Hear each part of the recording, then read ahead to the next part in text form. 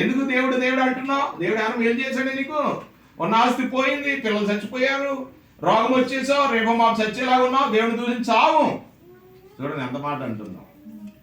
మూర్ఖురాలు మాట్లాడినట్లు మాట్లాడదు. యెహోవా ఇచ్చిన యెహోవా తీసుకుని ఆయన నామానికే మహిమ కలుగును. హల్లెలూయా.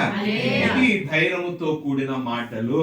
మన జీవితాల్లో ఇది ఎప్పుడైతే నిలబెట్టుకోగలుగుతామో దేవుడు మన యొక్క జీవితాలను, అవరోధములను, శిఖరములను అందుకునే స్థితిలోనికి దేవుడు మనం తీసుకెళ్తాడు. హల్లెలూయా.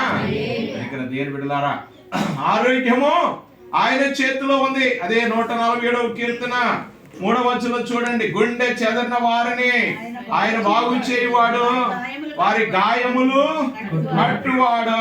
హల్లెలూయా. గుండె చెదరిన వారిని ఏం చేస్తాడంటే ఆయన బాగు చేస్తాడు, వారి గాయాలు కట్టువాడు. రోజున క్రీస్తుమూర్తి గారు మన మధ్యన చక్కగా సజీవంగా ఆరోగ్యము కలిగి మన మధ్యన ఉన్నారంటే నిజంగా దేవుడు కృప స్వస్థపరిచాడు. మనుషులకు అసాధ్యం కానీ దేవునికి సమస్తను సాధ్యం. డాక్టర్ గారు అసాధ్యం కానీ దేవునికి సమస్తను సాధ్యం. ఎందుకంటే ఆరోగ్యం ఆయన చేతిలో ఉంది, ఆయన రెక్కల్లో ఉంది. నిన్ను స్వస్థపరిచే యెహోవాను నేనే. ఐగుప్తీయులకు వచ్చే రోగం నీ మీదకి రాకుండా నేను కాపాడుతానన్నాడు.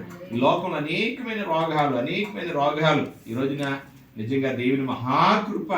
ఉన్నంతలో తింటూ ఆరోగ్యం కలిగి ఉంటున్నామంటే నిజంగా దేవుని యొక్క మహాకృప. అందుకే ఎల్లప్పుడూ దేవునికి స్తుతులు చెల్లించాలి.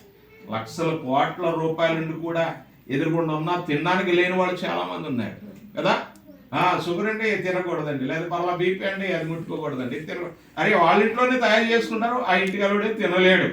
అటువంటి మంది చాలా మంది ఉన్నారు. నిజంగా ఉన్నంతలో ప్రభు దయ వల్ల మనం ఎలా ఉన్నామంటే దేవునికి ఎన్నో స్తుతులు చెల్లించాలి.